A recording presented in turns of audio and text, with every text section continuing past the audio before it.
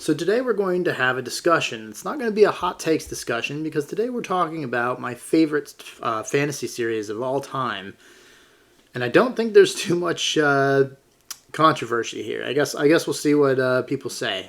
Anyway, let's get into it.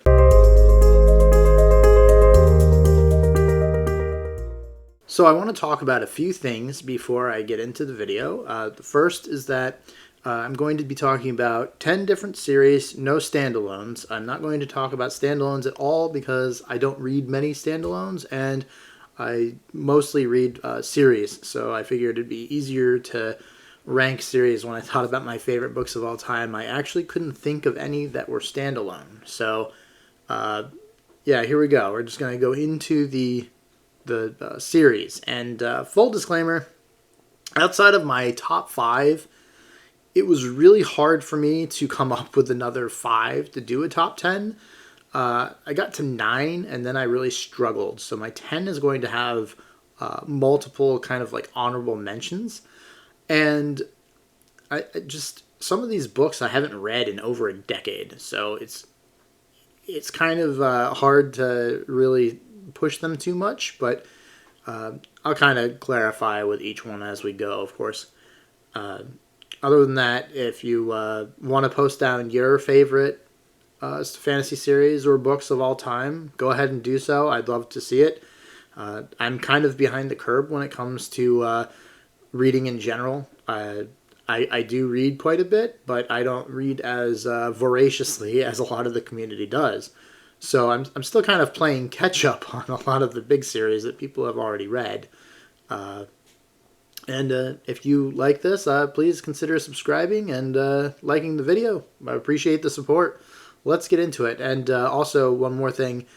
I will have timestamps in the description down below if you want to skip to different rankings if one pops up. I'll also put an image of the book for each ranking on the video, and that way if you want to skip the conversation of whatever book we're on, that's totally fine. But I will say that I'm not going to spoil any details. I might reference things in a vague sense, so like I might say I didn't like, the ending of a book, or maybe I didn't like this book in the series, but I won't get into specific spoilers.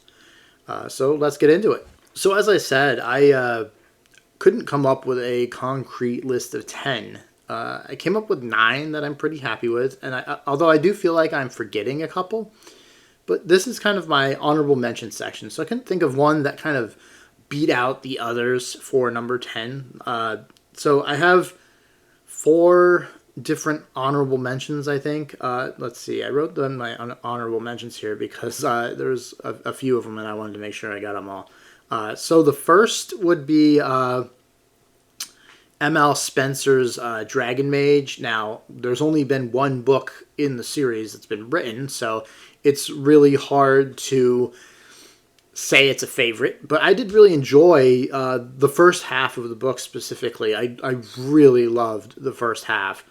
The second half, kind of not my favorite, but it was still a really good book, really solid, and I'm hoping that in the second book we kind of return to the first half, because it's without giving spoilers, it's hard to explain, but there's kind of 2 different sections to the book that take place in kind of different times or areas or whatever. I'm trying to say vague things on purpose and not ruin it for anyone, but if you've read the book, you'll be like, what are you talking about? It's not this. But yeah, I know, I'm just keeping it vague. So another honorable mention is Brandon Sanderson's Stormlight Archive and Mistborn series. For the Stormlight Archive, I really liked the first 2 books, and I really hated the second 2 books. I thought they were very boring. But those first 2 books were pretty solid. And with Mistborn, I've only read the first era. I have the second era's first book. I started reading it, and it just, I don't know if it was just a time thing or if I just didn't like what happened. I don't know. I immediately found that book to be very boring and slow. But I remember really liking the first Mistborn era, even though it's been a while since I read it. Next is the Lightbringer series by Brent Weeks. Some of you might have seen my most disappointing list, and Lightbringer was on that list. Lightbringer, the first 3 books, I thought were fantastic. The last 2 books I really hated, and I could not stand how the series ended. But the first 3 books I still really enjoyed. Now, my last honorable mention is less a series and more an author. So when I was a kid going to elementary school, actually, I guess this would have been seventh through ninth grade, maybe 10th grade. I don't know when I was reading this author exactly, but I guess it was in my high school. And that's Douglas Hill. I specifically remember a book called Blade of the Poisoner. And I know I read that in 7th grade. And I'm certain that that was probably my first fantasy book that I think I could classify as I don't know, because I know I read like other fantasy before it, but I feel like it was the first fantasy book that I found in a library, I think, that really grabbed me. I really liked it. He also wrote some sci-fi novels, Exiles of Kolsek, which I also really loved as a kid. So I think before Blade of the Poisoner, I might have read some Dragonlance. And speaking of Dragonlance, I didn't have it written down, but I suppose I should, because I forgot what it was called, and I don't know the individual names of the books of the Dragonlance series because I got these like anthologies, and so I only remember the names of the anthologies. I think it was called the Annotated Chronicles. So whatever books took place in that, I loved. I really liked that series. I think I also had the sequel anthology, which I think it was called the Annotated Legends, and I might have that wrong. I did not like that one as much. It was not as good. It was too much of like the magical, spiritual type realm stuff, I guess, in D&D. You know, different planes and stuff, if I remember correctly. I wasn't really a fan of that. I really liked the more like grounded, we were just in a tavern and this is our adventuring party type story, and that was really good, and some surprising things happened, and you know, one of the saddest deaths ever in my opinion, but great series, and I think that's it for my honorable mentions or top 10 or tier 10 list. So I apologize for having so many in my top 10, in my 10 slot, sorry, but I just could not narrow it down to a single series. Now, you know, one thing I did forget to mention about Douglas Hill is that Blade of the Poisoner is part of a duology, and to this day, I still haven't actually read the sequel.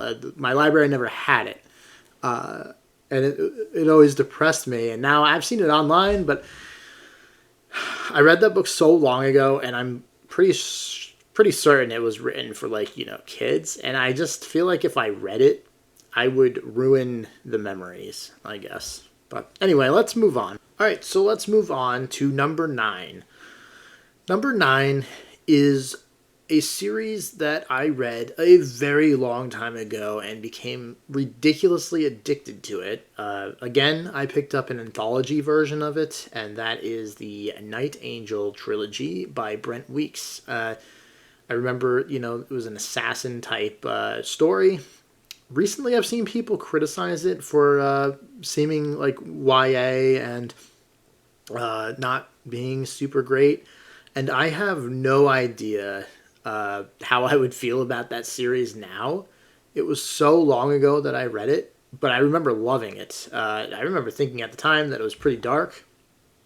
But honestly, the only thing I remember about that series is a couple names of characters and like one big death, and that's it. Now there is a new series starting. It takes place, I forgot, 10 or 15 years after this trilogy, and that book comes out later this month, I believe.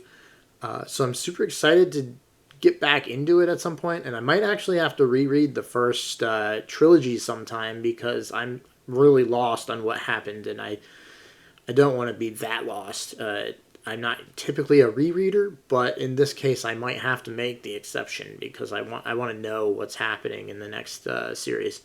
So I know it's kind of strange to have a book that I really don't remember anything about as a number 9 slot here, but all I can go on is basically how much I liked it at the time, and I just remember having this like addictive feel as I was reading it and like being super into it. So that's why I have it here. Again, I haven't read enough to really knock it out yet, just because I kind of forgot a lot about it. But so I don't know. I really remember just blazing through those books and being really excited for when Lightbringer was announced, which unfortunately Lightbringer ended on a really sour note for me. But I remember really actually liking the ending of Night Angel for the most part. So hopefully Brent Weeks can reel me back in. I guess we'll see. Number 8 is actually another book that made an appearance on my, or another series that made an appearance on my disappointing list,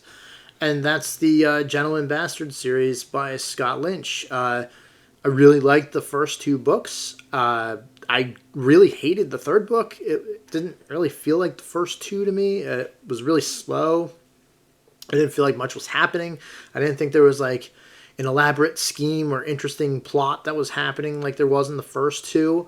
I feel kind of weird talking about the series because I have tried to reread The Lies of Locke Lamora a few times, and both times I tried, I actually DNF'd because I was bored.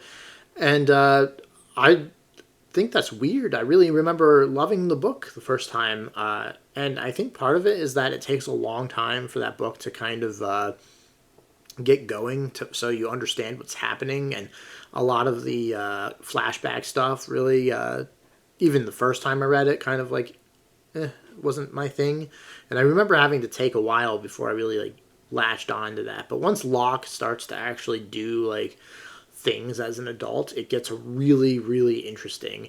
And there are some mind-blowing like twists and surprises that I don't really remember because it's been so long, but I just remember being blown away by some of the cleverness of the main character.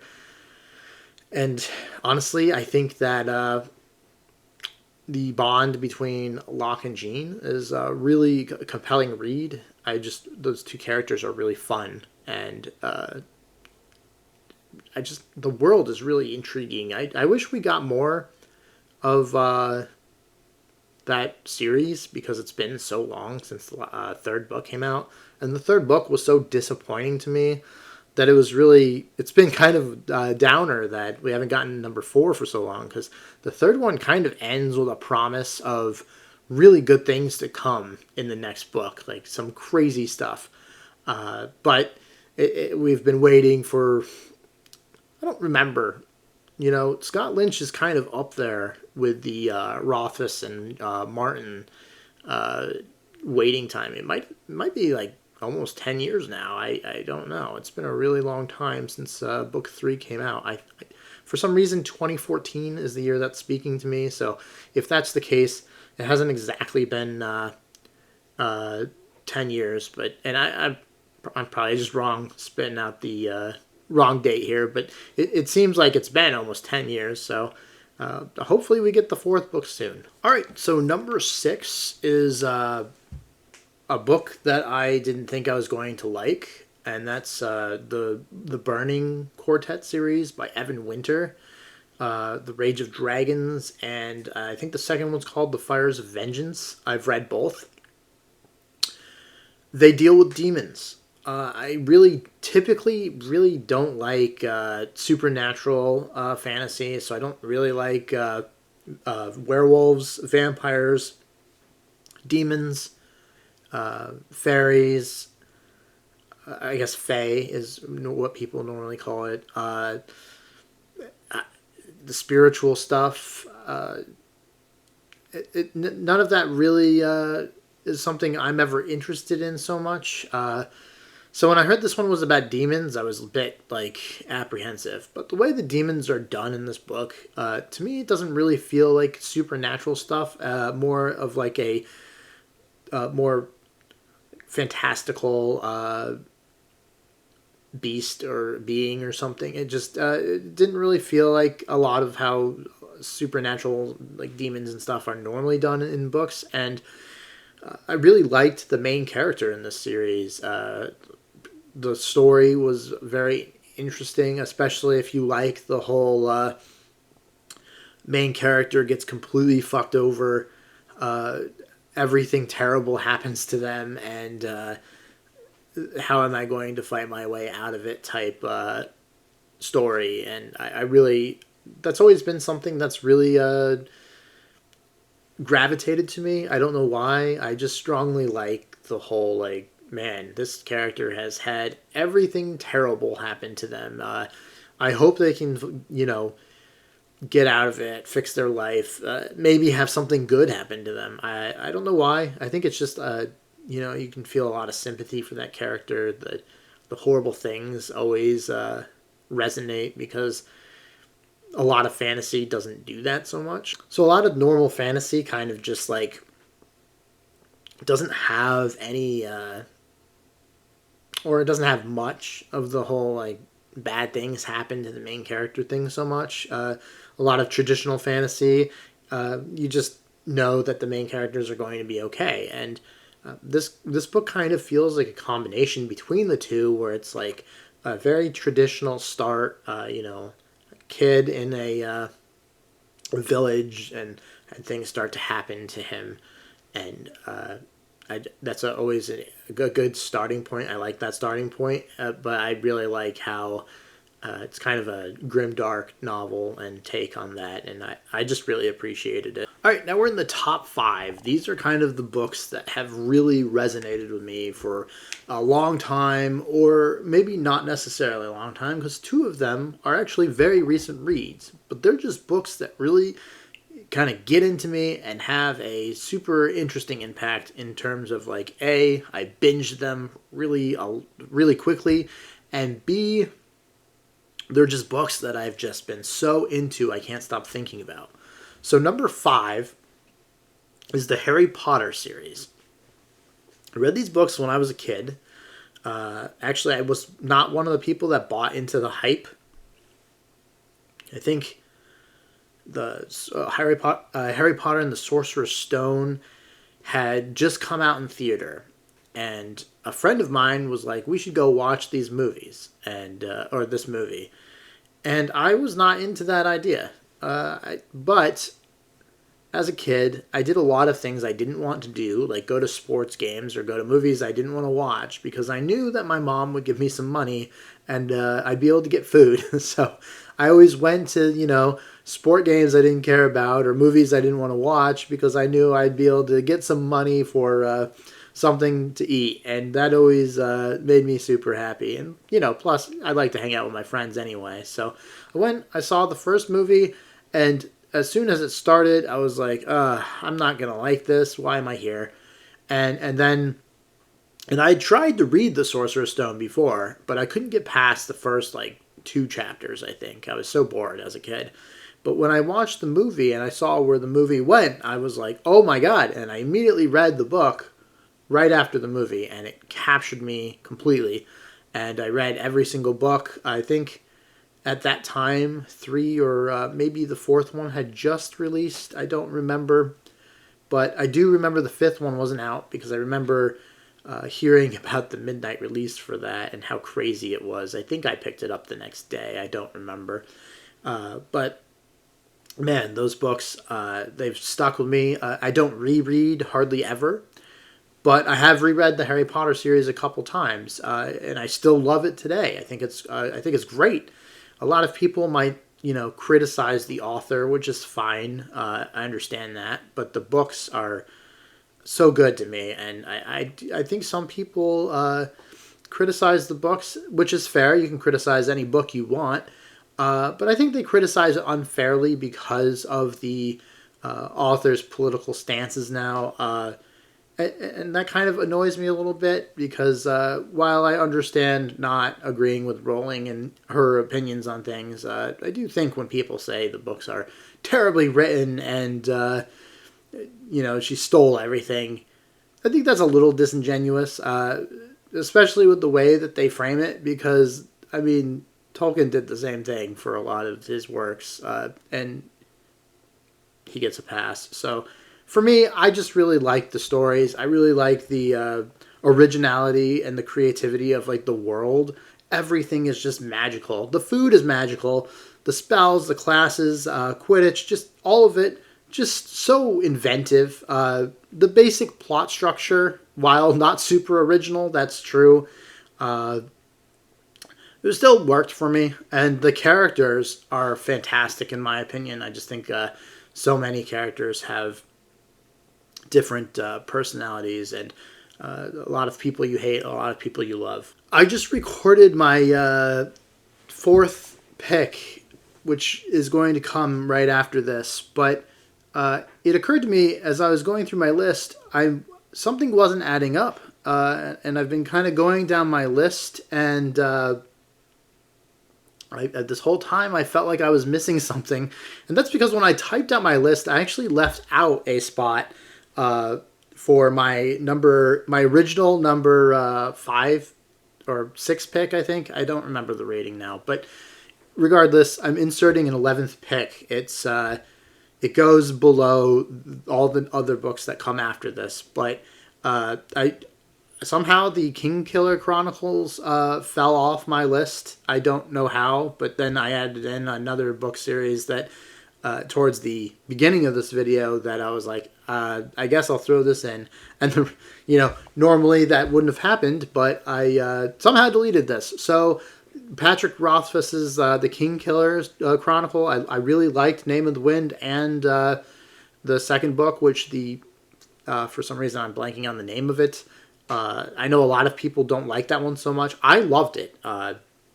There was like one part in the middle that kind of seemed slow and extra for no reason, but otherwise I thought it was a great story. I liked both of them. I have no idea how Rothfuss is going to wrap the story up in one more book.